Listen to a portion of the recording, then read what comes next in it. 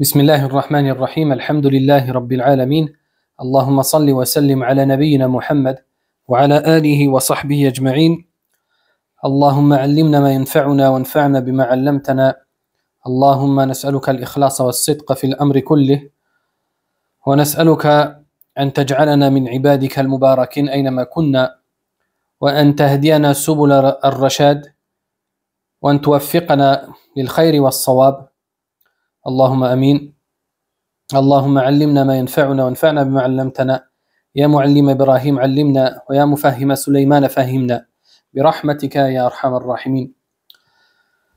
On continue l'explication du livre Kitab al-Tawhid de l'imam Muhammad ibn Abd al-Wahhab rahimahullah ta'ala.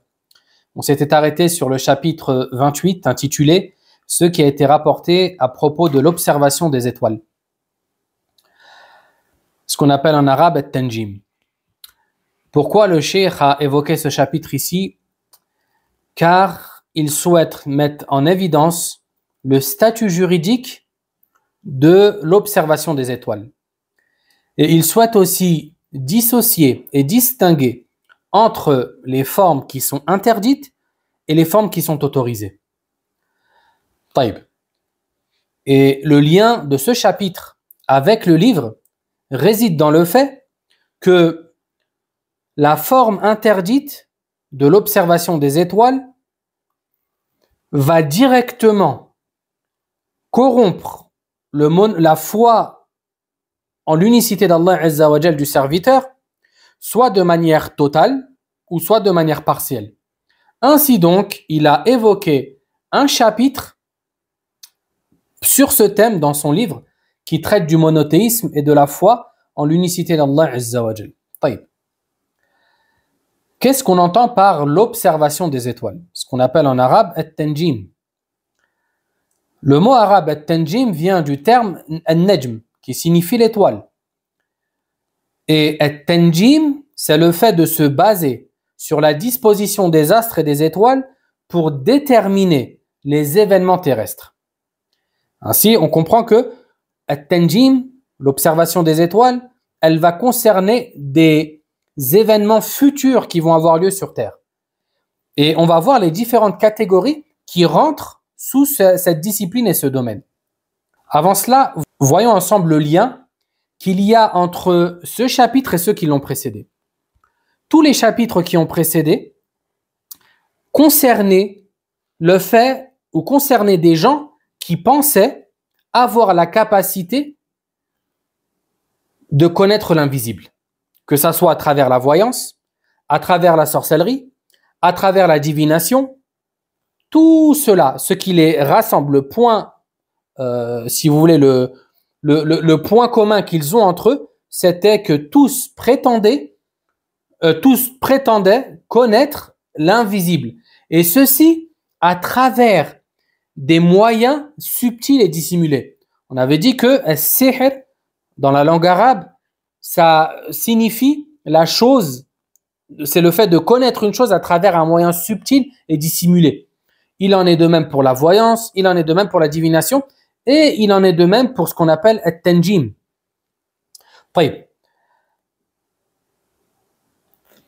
At-tanjim, l'observation des étoiles, la discipline qui observe les étoiles, va se diviser en deux grandes catégories.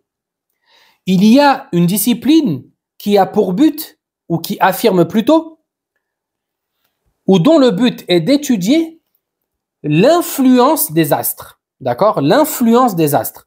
C'est-à-dire qu'ils pensent que les étoiles qu'il y a dans le ciel ont un pouvoir d'influence sur les événements terrestres. Et entre dans cette catégorie-là ce que l'on appelle l'astrologie. D'accord?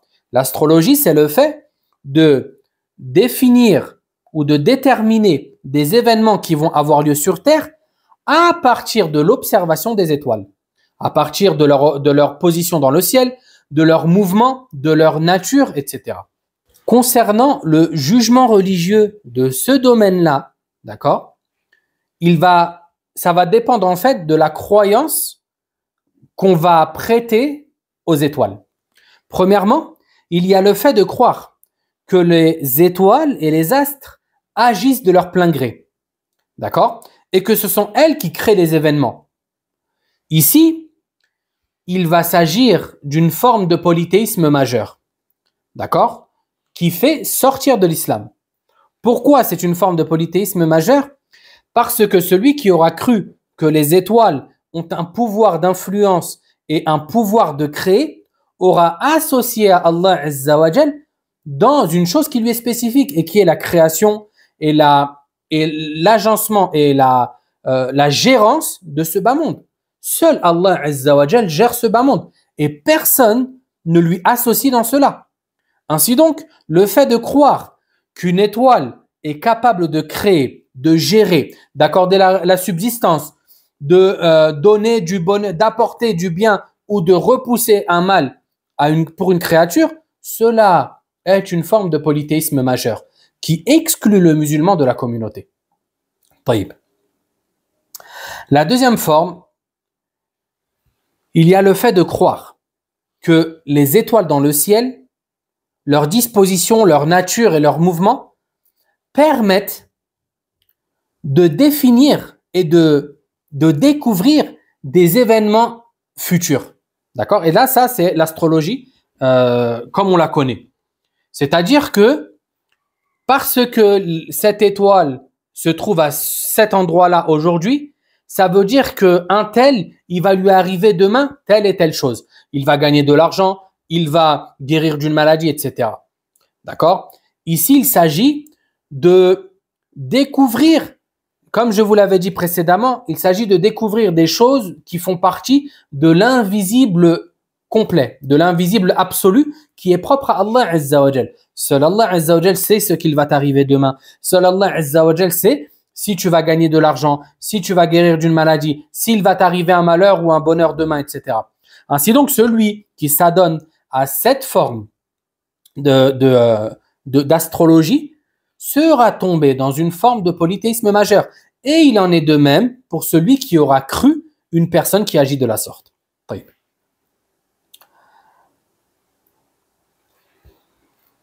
Et la troisième forme, d'accord, c'est le fait de croire que les étoiles sont une cause dans l'apparition de tel et tel événement. Par exemple, de croire que c'est parce que cette étoile est apparue qu'il va pleuvoir.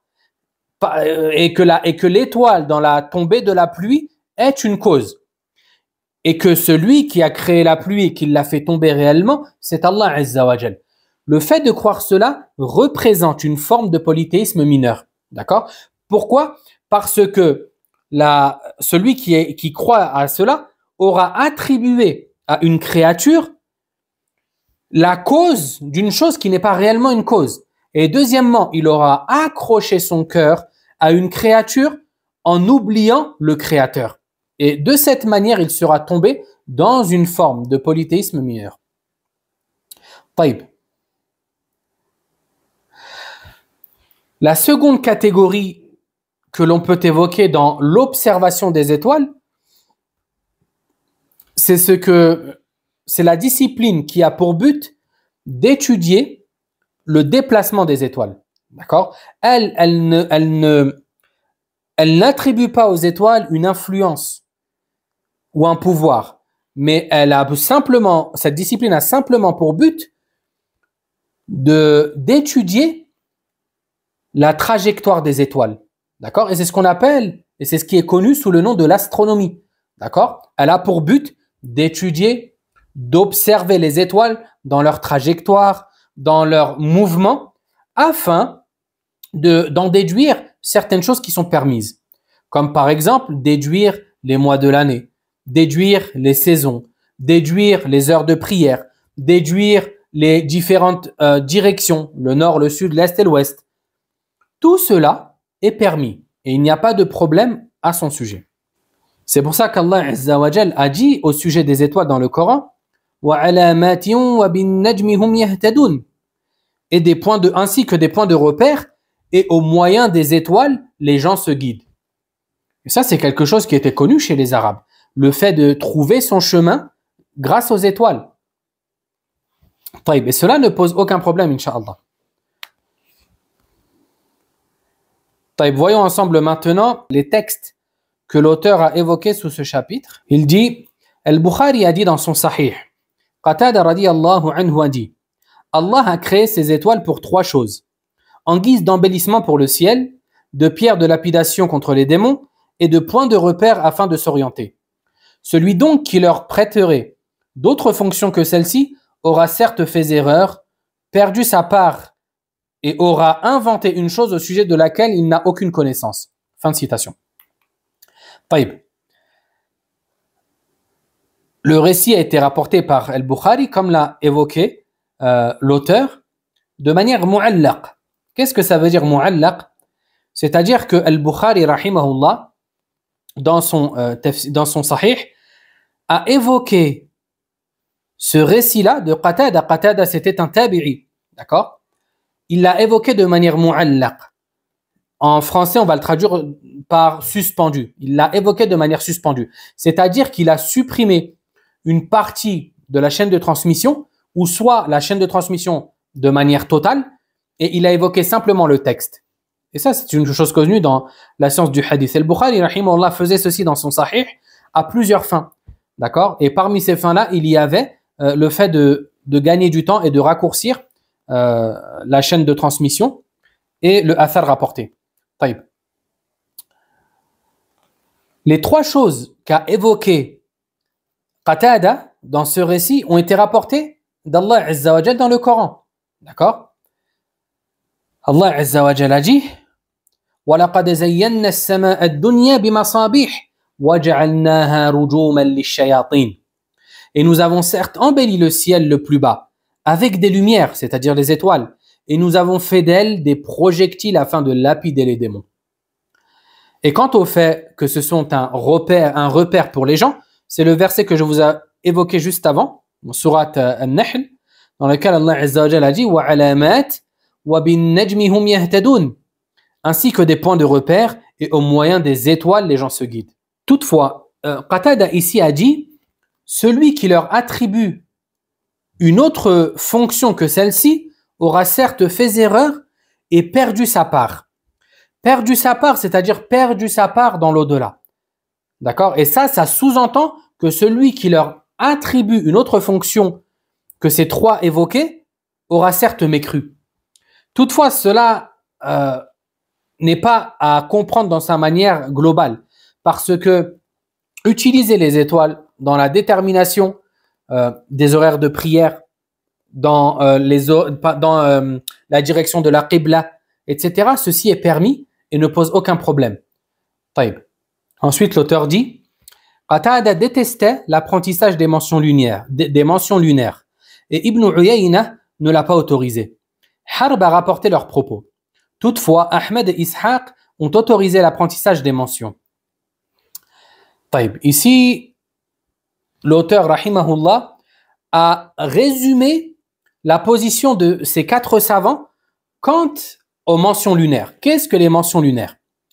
Les mentions lunaires, ce sont les différentes stations dans lesquelles la Lune va prendre position lorsqu'elle fait sa rotation autour de la Terre durant le mois. Ici, il nous dit donc que Qatada, rahimahullah, détestait l'apprentissage des mentions lunaires et que Ibn Uyayna, lui, l'avait interdit. Il n'a pas autorisé d'apprendre ces mentions. Toutefois, Ahmed et Ishaq ont autorisé l'apprentissage des mentions car ces dernières contiennent un bénéfice lorsqu'elles sont utilisées à bon escient. D'accord? Et il était coutume, par exemple, que les Arabes et que les agriculteurs utilisaient les mentions lunaires afin de savoir quand est-ce que la saison des pluies allait commencer, etc. C'était un signe temporel pour eux et non pas une cause de la descente de la pluie, mais un signe dans le temps afin de savoir quand est-ce que la saison des pluies va commencer, etc. La question, c'est pourquoi Qatada ainsi que Ibn Uyayna, qui sont 2 imams illustres dans l'islam, ont interdit l'apprentissage de ces mentions. Tout simplement afin d'obstruer toutes les voies pouvant mener au polythéisme. D'accord? C'est la raison pour laquelle ils ont interdit l'apprentissage de ces mentions. Parce que ces mentions lunaires sont aussi utilisées par les astrologues. dans leur prétention et leur prétendue connaissance de l'invisible à travers les positions des étoiles dans le ciel.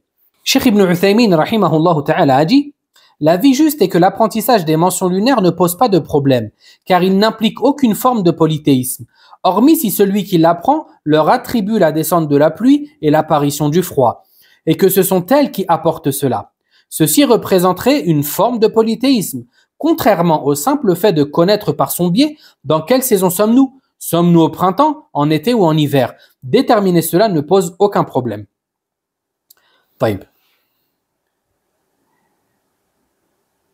Et ici, une question peut nous venir à l'esprit qui est la suivante. Pourquoi l'auteur a parlé des mentions lunaires, or que c'est un sujet à divergence, d'accord, et qui à la base les mentions lunaires ne posent pas de problème, d'accord. Ça c'est ça le statut de base, c'est que les mentions lunaires ne posent pas de problème.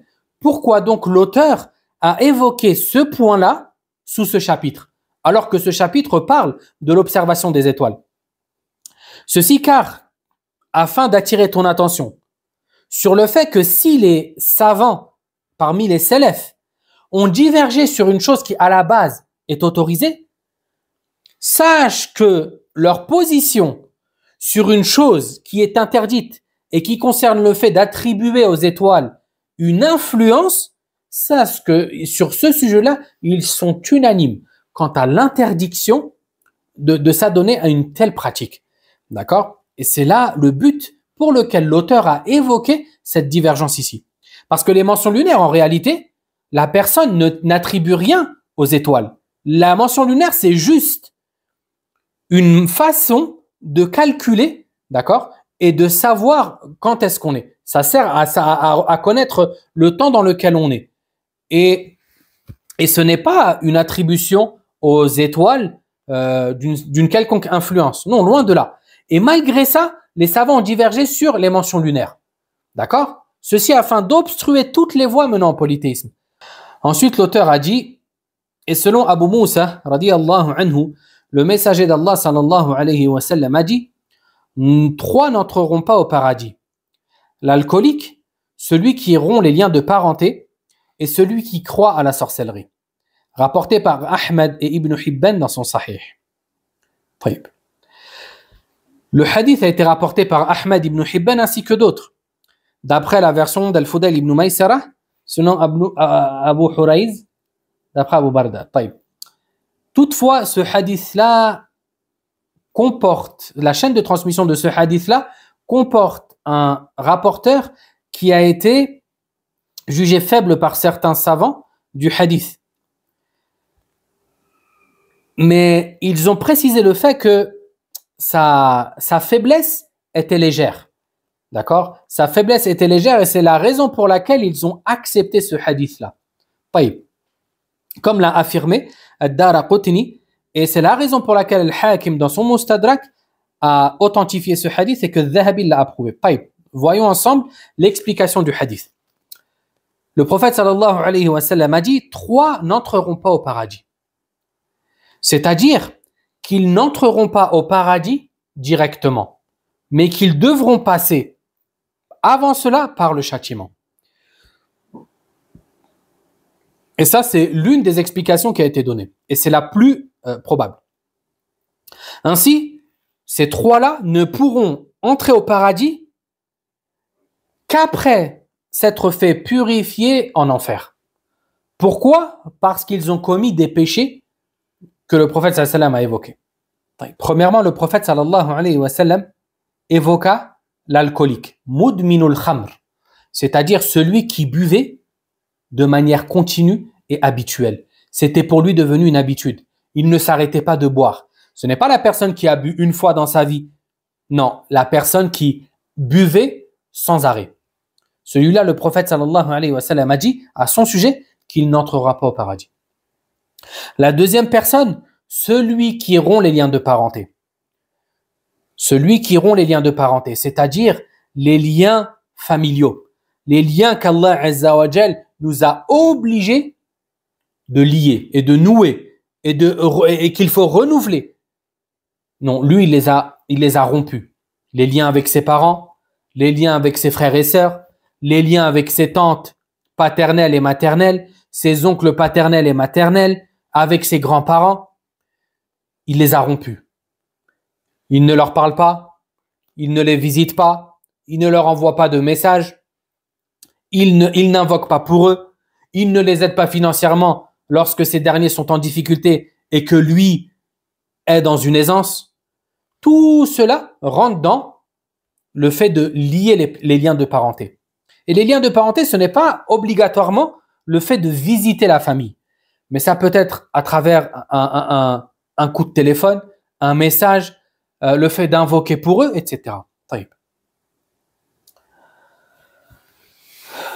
Allah Azza wa Jal, dans Surat Muhammad, nous dit « Ne craignez-vous pas, si vous vous détournez de répandre le mal sur terre et de rompre les liens de parenté. » Ici, Allah Azza wa Jal a évoqué directement les liens de parenté, la rupture des liens de parenté, comme faisant partie des péchés graves dans notre religion.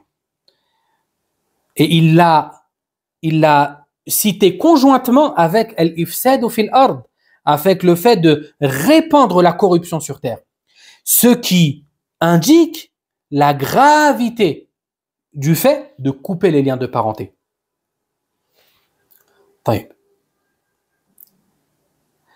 Ensuite, la troisième catégorie de personnes qui n'entrera pas au paradis directement, il y a celui qui croit à la sorcellerie. C'est-à-dire celui qui accepte ce que dit le sorcier, qui le croit dans ce qu'il dit. Et ça ne va pas concerner seulement celui qui se rend chez le sorcier, mais ça concerne aussi celui qui a entendu parler d'une chose venant d'un sorcier et qui l'a cru. Ça peut aussi concerner celui qui a lu un livre de sorcellerie, d'accord, et qui a cru les paroles qui étaient dedans, ainsi de suite. Tous les moyens menant au fait de croire le sorcier dans ce qu'il dit entrent dans ce hadith-là. طيب.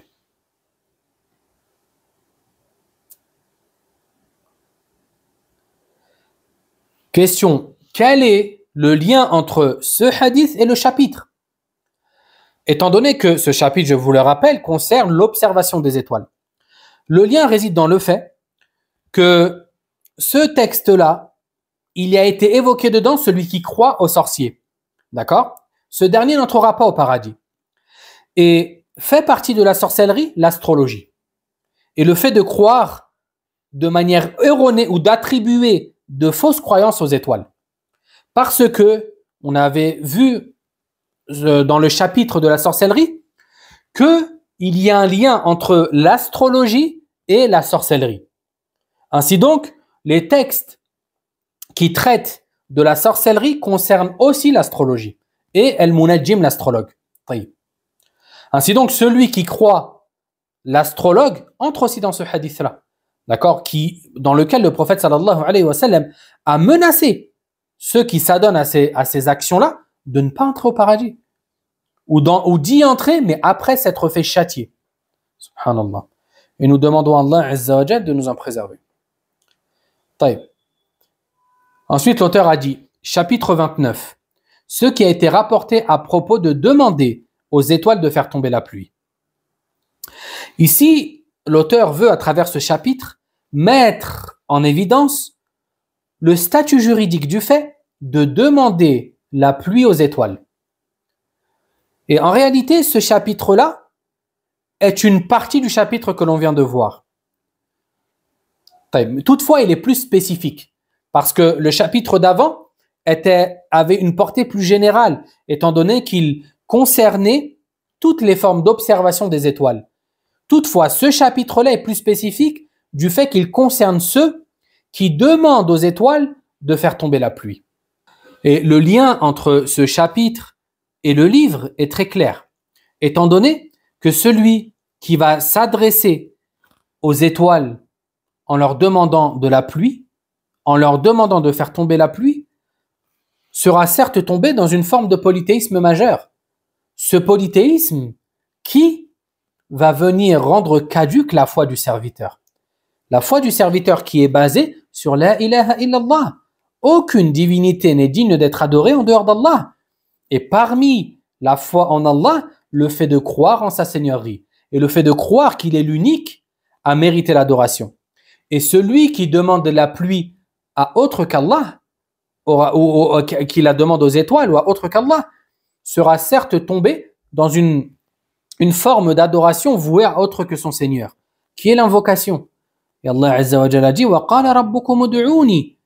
D'accord? Et votre Seigneur a dit invoquez-moi. Ainsi donc l'invocation est une adoration. Le prophète sallallahu alayhi wa sallam a dit al-du'a huwa al-ibada. L'invocation est l'adoration même.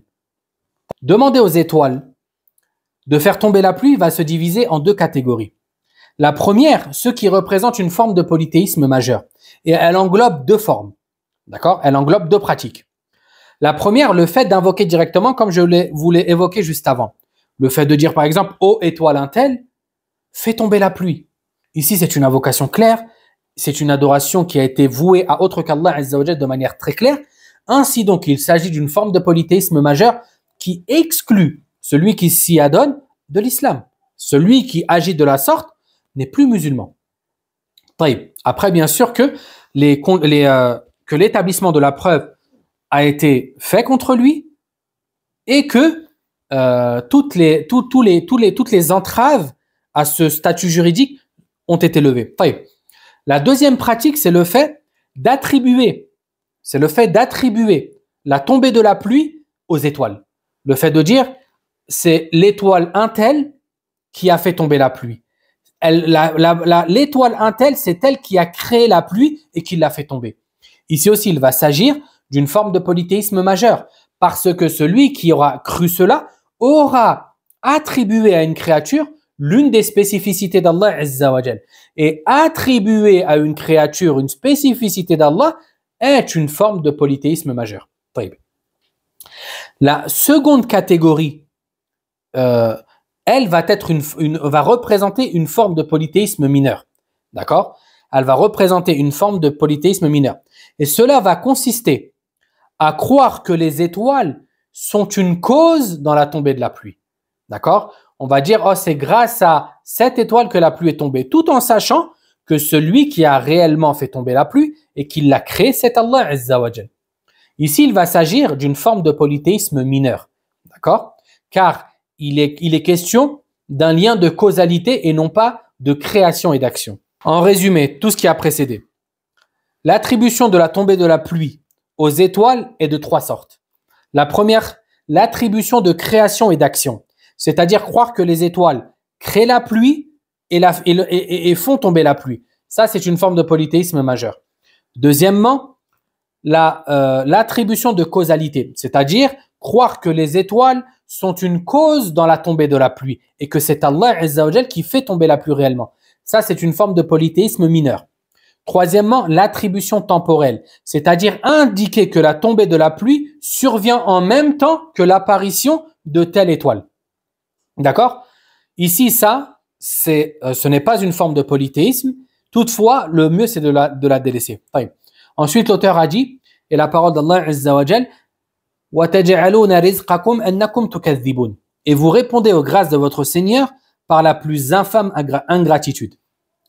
Le prophète sallallahu alayhi wa sallam a expliqué ce verset, comme cela a été rapporté par Ahmed ainsi que d'autres. Il dit, selon Ali radiyallahu anhu, le messager d'Allah sallallahu alayhi wa sallam a dit à propos de ce verset, vous dites, la pluie est tombée grâce à grâce à telle et telle étoile. Et le hadith a été rapporté par Ahmed al-Tirmidhi ainsi que d'autres. Ici, le prophète sallallahu alayhi wa sallam a expliqué ce verset comme signifiant, où il a donné un exemple de ce verset, la parole de ceux qui disent lorsque la pluie tombe, la pluie est tombée grâce à telle étoile, grâce à cette étoile. Ainsi, il attribue les bienfaits qu'Allah Azza wa Jal lui a accordés à autre qu'Allah. Et c'est là le sens du verset qu'on a évoqué. Et vous répondez aux grâces de votre Seigneur, c'est-à-dire aux bienfaits qu'Allah Azza wa Jal vous donne. Comment vous répondez et comment vous remerciez ces bienfaits-là? En étant ingrat et en attribuant ces bienfaits-là qu'Allah vous a accordés à autre que lui. Allah vous a accordé la pluie, mais vous, au lieu de dire merci Allah, louange à toi qui a fait tomber sur nous la pluie, vous accordez et vous attribuez cette pluie-là à autre que lui. Vous dites c'est grâce à cette étoile que nous avons été gratifiés de la pluie. Et c'est là la plus infâme des ingratitudes. Le fait de remercier celui qui a été bienfaisant envers toi en te montrant ingrat envers lui. Subhanallah. Et c'est la raison pour laquelle Allah Azza wa Jalla dans le Coran a dit وَقَلِيلٌ مِّنْ عِبَادِيَ الشَّكُورِ et peu de mes serviteurs se montrent très reconnaissants. وَقَلِيلٌ مِّنْ عِبَادِيَ الشَّكُورِ Subhanallah. Ici Allah Azza wa Jalla attire notre attention sur l'une des adorations les plus illustres dans notre religion. Le fait de se montrer reconnaissant envers les bienfaits de son Seigneur. Le fait de se montrer reconnaissant envers Allah pour les bienfaits qu'il nous a accordés. Combien de fois dans la journée on remercie Allah Azza wa Jal pour tout ce qu'il nous a accordé? Et qui d'entre nous serait capable de recenser que dans une seule journée, allez même pas, que dans la moitié d'une journée ou que dans une heure, tous les bienfaits qu'Allah Azza wa Jal lui a accordés? Ceci est impossible. C'est pour ça qu'Allah Ta'ala nous dit à plusieurs reprises dans le Coran, à 2 ou 3 reprises, وَإِن تَعُدُّوا نِعْمَةَ اللَّهِ لَا تُحْصُوهَا. Et si vous vouliez recenser les bienfaits d'Allah, vous ne pourriez pas. Ceci car les bienfaits d'Allah Azza wa Jal coulent sur nous alors qu'on ne s'en rend même pas compte.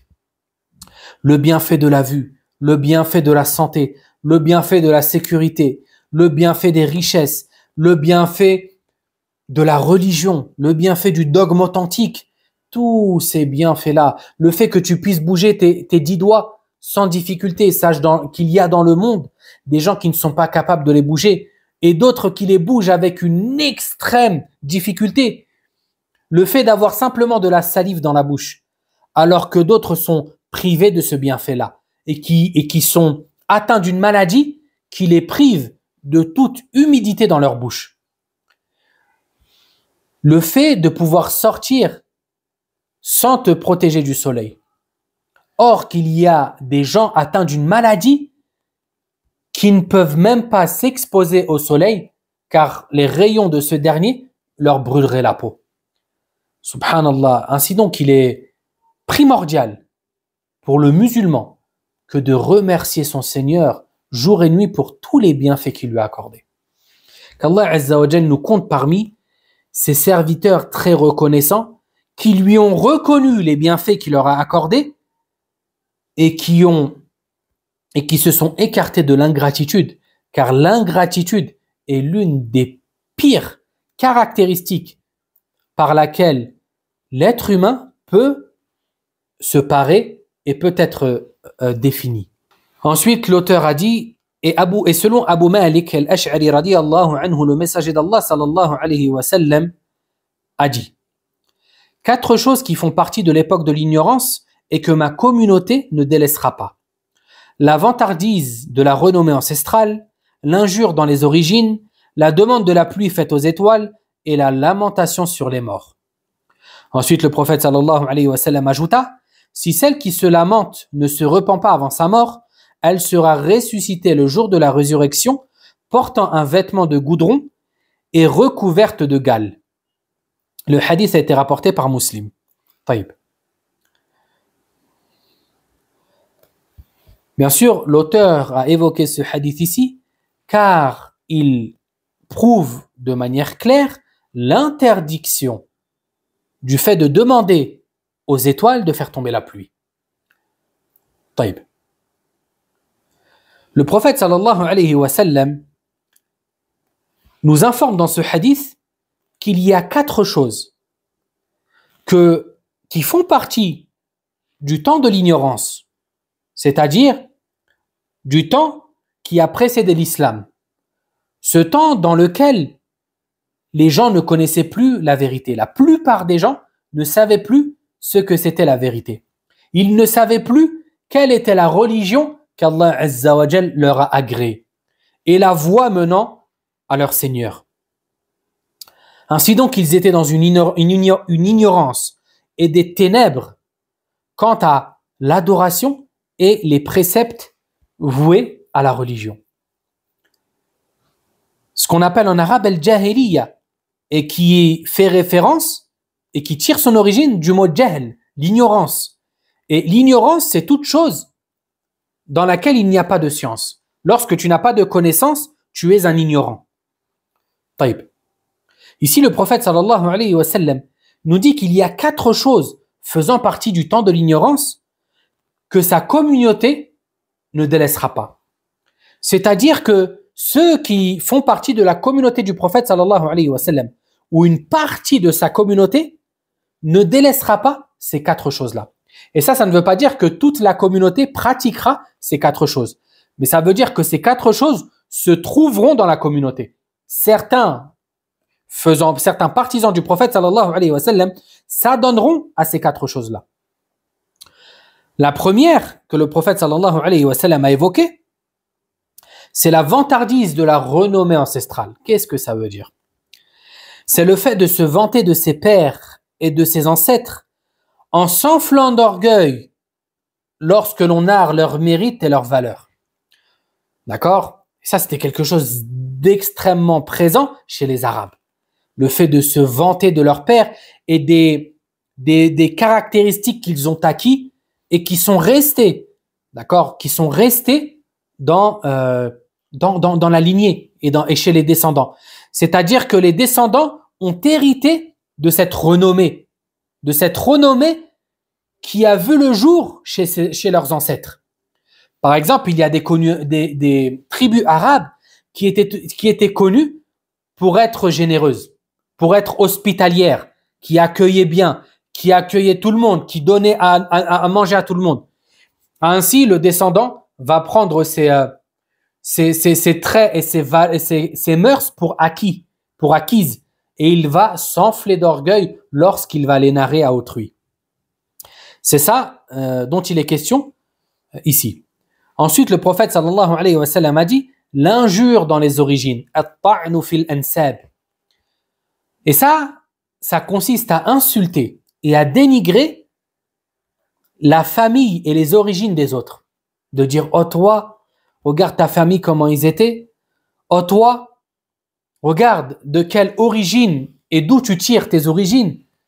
D'accord? De penser que tu es supérieur aux autres, et ceci en dénigrant les autres et en te croyant supérieur à eux. C'est la raison pour laquelle le prophète sallallahu alayhi wa sallam a dit un jour à Abu Dharr radiyallahu anhu, ce noble compagnon, ce grand ascète. Il lui a dit, alors que ce dernier avait dénigré la mère d'un compagnon, le prophète sallallahu alayhi wa sallam a dit, l'as-tu insulté en t'en prenant à sa mère? Tu es certes un homme possédant un trait de l'époque de l'ignorance. Innaka mru'un fika jahiliya. Ça, subhanallah, ce sont des mots durs venant du prophète sallallahu alayhi wa sallam, que de dire à Abu Dharr. C'est pour ça qu'Abu Dharr radiyallahu anhu lui-même s'est étonné. Il a dit, ya Rasulallah, ô messager d'Allah, à mon âge et après ma longue vie dans l'islam, il me reste encore des choses faisant partie de la période de l'ignorance. Le prophète sallallahu alayhi wa sallam lui a dit oui. Et là, il faut souligner le fait que ce n'est pas parce que tu es un musulman, que tu es vertueux, que tu es pieux, que tu crains Allah, que tu es... Ça ne veut pas dire que tu es parfait. Et ça ne veut pas dire que tu es infaillible. Car il y avait des gens avant nous, meilleurs que nous, et qui étaient tombés dans des péchés. Bien sûr, ils s'en sont repentis. D'accord? Mais ils sont tombés dans ces péchés. Ainsi donc, ne t'étonne pas de voir une personne, même un savant, tomber dans un péché, car ça reste un être humain. Et que le prophète sallallahu alayhi wa sallam a dit kullu bani Adam khatta'un. Tous les enfants d'Adam font des erreurs. Et le meilleur d'entre eux, le meilleur de celui qui fait des erreurs, c'est celui qui se repent beaucoup. Ensuite, le prophète sallallahu alayhi wa sallam a dit la demande de la pluie faite aux étoiles, le fait de demander aux étoiles de faire tomber la pluie. Ça aussi, c'est l'un des traits qui fait partie de l'époque de l'ignorance, mais qui persistera dans cette communauté. Taïb. Et la quatrième des choses que le prophète sallallahu alayhi wa sallam a évoqué dans ce hadith, c'est la lamentation sur les morts. Ce qu'on appelle en arabe al-niyaha. Al-niyaha, les savants ont évoqué deux définitions à son propos. Les premiers ont dit que cela consiste à évoquer les bonnes mœurs et les bons traits du mort lorsque ce dernier est mort. Et le fait d'élever la voix avec ce dernier, avec ces choses-là, et de se lamenter de cette manière. Comme de dire, oh un tel, tu ne méritais pas de mourir. Oh un tel, tu étais tellement bon, tu étais tellement généreux. Oh toi qui priait la nuit tout entière. Oh toi qui faisais ceci, cela. Et de se lamenter de cette manière. Parce que en agissant de la sorte, c'est la personne en fait, elle s'oppose au décret d'Allah Azza wa Jal. C'est comme si elle disait, une personne pareille que toi ne méritait pas de mourir maintenant. Et ça, c'est une forme d'opposition au décret d'Allah Azza wa Jal. Et ceci est strictement interdit dans notre religion, car Allah Azza wa Jal fait ce qu'il veut et que personne ne le questionne sur ce qu'il a fait. Et qu'il est le sage par excellence et que tout doit arriver selon son ordre qu'il a établi Azza wa Jal. Et la deuxième définition qui a été évoquée, c'est le fait de se lamenter en pleurant et en haussant la voix lors de la mort d'une personne, sans pour autant évoquer ses bons traits de caractère. Et là, le prophète sallallahu alayhi wa sallam a menacé d'une manière très lourde ceux qui se lamentent sur les morts. Et bien sûr, dans le hadith, il est question de celles qui se lamentent. Car, en règle générale, les lamentations proviennent des femmes. D'accord? Elles proviennent des femmes. Toutefois, le hadith n'est pas spécifique aux femmes. D'accord? Il encadre toute personne qui se lamenterait de cette manière sur les morts. Que ce soit une femme ou un homme. Taïb. Quelle est la menace qui plane au-dessus de ceux qui se lamentent? Le prophète sallallahu alayhi wa sallam a dit, si celle qui se lamente ne se repent pas avant sa mort, et ici le prophète sallallahu alayhi wa sallam attire notre attention quant au fait que cette action-là, le fait de se lamenter, fait partie des grands péchés. Il fait partie des péchés majeurs pour lesquels il faut se repentir afin de les effacer. Et ça, bien sûr, c'est un sujet pour lequel ou concernant lequel les savants ont divergé. Est-ce que les péchés majeurs, pour les effacer, on doit obligatoirement se repentir ou bien y a-t-il d'autres moyens afin d'effacer les péchés majeurs? Il y a deux avis majeurs concernant cette question. Les premiers ont dit, et c'est l'avis d'énormément de savants, ils ont dit qu'il est obligatoire de se repentir afin d'effacer les péchés majeurs. Et ils se sont appuyés sur plusieurs textes. Parmi ceux-là, le hadith du prophète sallallahu alayhi wa sallam dans lequel il dit que la prière, la prière à l'autre prière, c'est un moyen d'expiation, d'accord? Et il évoqua d'autres choses, et jusqu'à ce qu'il dit si toutefois les grands péchés ont été évités, d'accord? Ce sont des moyens d'expiation si toutefois les grands péchés ont été évités. Et cela indique que les grands péchés ne peuvent être expiés par les actes comme la prière, la umrah, de Ramadan à Ramadan, etc. Les autres savants ont dit, un autre groupe a dit, qu'il y a des actions, des bonnes actions qui peuvent effacer et expier les péchés majeurs. D'accord? Et il s'agit des grandes actions. D'accord? Ils ont dit kibar al-hasanat qad tamhu kibar as-sayyi'at. Et ils se sont appuyés sur cela, sur plusieurs textes. Parmi eux, le hadith du prophète sallallahu alayhi wa sallam dans lequel il dit que celui qui accomplit un pèlerinage mabrour, d'accord, accepté et complet, celui-là reviendra auprès des siens comme le jour où sa mère l'a mis au monde. Et on est tous d'accord pour dire que l'enfant qui naît et qui est mis au monde n'a pas de péché, qu'il soit majeur ou mineur. Et cet avis, wallahu a'lam, est le plus proche des preuves, wallahu a'lam. Bien que le musulman, il lui soit demandé de se repentir de manière continue. Taïb. Et ça, c'est l'avis de As-San'ani, entre autres. Taïb. Ici, la menace dont il est question, concernant ceux qui se lamentent, le prophète sallallahu alayhi wa sallam a dit, si celle qui se lamente ne se repent pas, avant sa mort, elle sera ressuscitée le jour de la résurrection, portant un vêtement de goudron et recouverte de gale. C'est-à-dire que Allah Azza wa Jal, afin de la punir, il la couvrira de goudron. Cette matière noire, extrêmement collante et qui s'inflamme extrêmement rapidement, d'accord, extrêmement vite. Et qui, lorsqu'elle est sur la peau, elle brûle déjà d'elle-même. Et en plus de ça, cette personne-là sa peau sera recouverte de gale. La gale, c'est la maladie, la fameuse maladie de la peau qui est extrêmement difficile à supporter et qui rend la peau extrêmement sensible. Que dire donc d'une peau dont telle est la situation sur laquelle on va mettre du goudron bouillant et qui sera par la suite allumé avec du feu. Ça, c'est châtiment sur châtiment. Demandons à Allah Azza wa Jalla de nous en préserver. Taïb. Et pourquoi Allah Azza wa Jalla va la rétribuer de cette manière?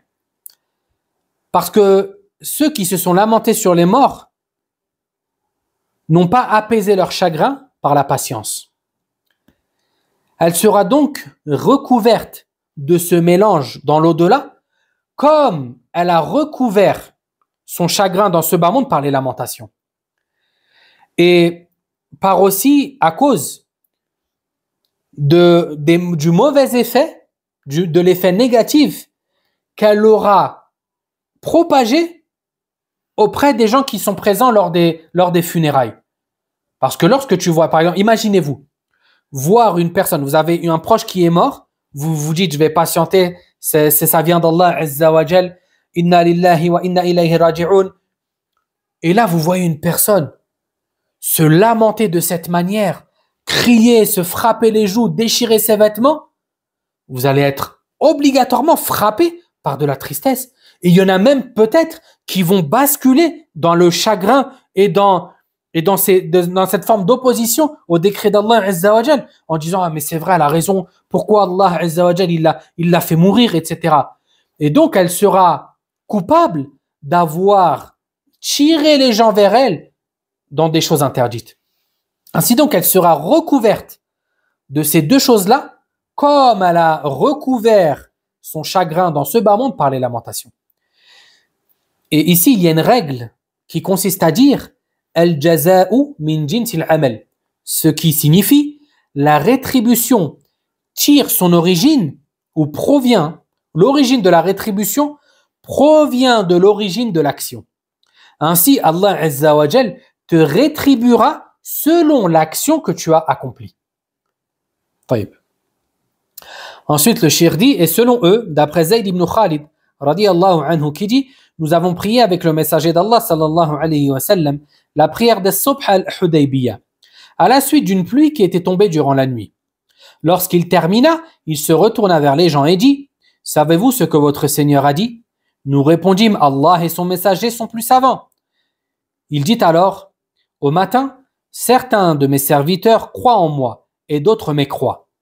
Quant à ceux qui ont dit, la pluie est tombée par grâce et miséricorde d'Allah, ceux-là sont ceux qui croient en moi et qui mécroient aux astres. Et quant à ceux qui ont dit, la pluie est tombée grâce à telle étoile, ceux-là ont mécru en moi et cru aux astres. Ici, le hadith a été rapporté par Al-Bukhari et Muslim, comme l'a indiqué l'auteur. Al-Hudaybiyah, c'est un lieu qui se trouve à peu près à 22 km à l'ouest de la Mecque. Et c'est le lieu où le pacte, le fameux pacte de l'an 6 a eu lieu. Et une partie d'Al-Hudaybiyah se trouve dans la zone sacrée de la Mecque, tandis qu'une autre non. Et elle est connue aujourd'hui sous le nom de Ash-Shumaysi. Ici, le prophète sallallahu alayhi wa sallam, après une pluie qui est tombée, il a attiré l'attention des compagnons radiyallahu anhum sur ce qu'Allah Azza wa Jal a dit. Il s'agit d'un hadith qudsi dans lequel le prophète sallallahu alayhi wa sallam a rapporté les propos d'Allah Azza wa Jal. Il dit, certains de mes serviteurs croient en moi, d'autres ont mécru en moi après la tombée de cette pluie. Ceux qui ont dit la pluie est tombée grâce à telle étoile, ceux-là sont ceux qui ont mécru en Allah et qui ont cru aux étoiles. Toutefois, les savants ici ont divergé sur le sens voulu par la mécréance dans ce hadith, ce qu'on appelle en arabe al-kufr.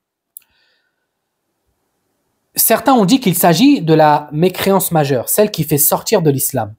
D'autres ont dit non, il s'agit ici de l'ingratitude, ce qu'on appelle en arabe kufrun ni'am, qui signifie l'ingratitude des bienfaits, le fait d'être ingrat envers Allah Azza wa Jal pour les bienfaits qu'il t'a attribués.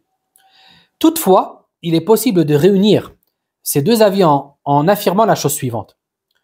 Si la personne croit que l'étoile a créé la pluie et que c'est elle qui l'a fait descendre, de manière distincte de la volonté d'Allah Azza wa Jal, il s'agit ici de la mécréance majeure, comme on a évoqué juste avant. Et s'il croit que cette pluie, elle a été causée par telle étoile, d'accord, bien que c'est Allah Azza wa Jal qui l'a créée, ceci représente une forme de mécréance mineure, ce qu'on appelle kufrun ni'am, d'accord, l'ingratitude des bienfaits. Et cela ne l'exclut pas de la religion. Ensuite, l'auteur dit, et selon eux, d'après le hadith d'Ibn Abbas radiyallahu anhu, dans lequel il y a, certains d'entre eux dirent, telle étoile a certes dit vrai. Allah Azza wa Jal révéla alors, fala uqsimu bi mawaqi'in nujum, jusqu'à la fin des versets. C'est-à-dire, Allah Azza wa Jal révéla alors, non, j'en jure par les positions des étoiles, jusqu'à sa parole, par la plus infâme des ingratitudes. Ici, ce récit-là, l'auteur l'a attribué à Al-Bukhari et Muslim. Toutefois, c'est une erreur car seul Muslim l'a rapporté. Ensuite, il dit, telle étoile a certes dit vrai. D'accord? C'est-à-dire que ils ont affirmé que la pluie était tombée grâce à telle étoile ou qu'elle en était la cause. Et ça, on l'a déjà expliqué au préalable. Ensuite, Ibn Abbas radiyallahu anhuma a évoqué le fait que à la suite de la parole de ces personnes-là, Allah Azza wa Jal révéla fala uqsimu bi mawaqi'in nujum, jusqu'à sa parole qu'on a vu tout à l'heure, wa taj'aluna rizqakum annakum tukadhibun. Et par la plus infâme des ingratitudes, vous seriez reconnaissant envers votre Seigneur. Taïb. Et ce verset, on l'a déjà vu tout à l'heure. D'accord? Ici, Ibn Abbas radiyallahu anhuma attire notre attention sur l'explication de ce verset, sur le fait que ce verset concerne ceux qui ont attribué, ou parmi les gens qu'il concerne, ceux qui ont attribué aux étoiles la tombée de la pluie. Ceux qui ont dit c'est grâce aux étoiles que la pluie est tombée. Or que cela, comme on l'a évoqué tout à l'heure, c'est une forme d'ingratitude majeure envers Allah Azza wa Jal, car la pluie ne tombe que par la permission d'Allah. C'est lui le créateur de la pluie, c'est lui qui ordonne à la pluie de tomber, c'est lui qui abreuve ses serviteurs, ainsi que toutes les autres créatures, d'accord? Aussi bien les animaux que les plantes, que les champs agricoles, etc. Tout cela provient de la miséricorde d'Allah Azza wa Jal. Ainsi donc, comment attribuer ce bienfait à autre que lui, subhanahu wa ta'ala? On a fini pour aujourd'hui. Subhanakallahumma bihamdika ashhadu an la ilaha illa ant astaghfiruka wa atubu ilayk. Je vous dis à la semaine prochaine, Inch'Allah. Assalamu alaikum wa rahmatullahi wa barakatuh.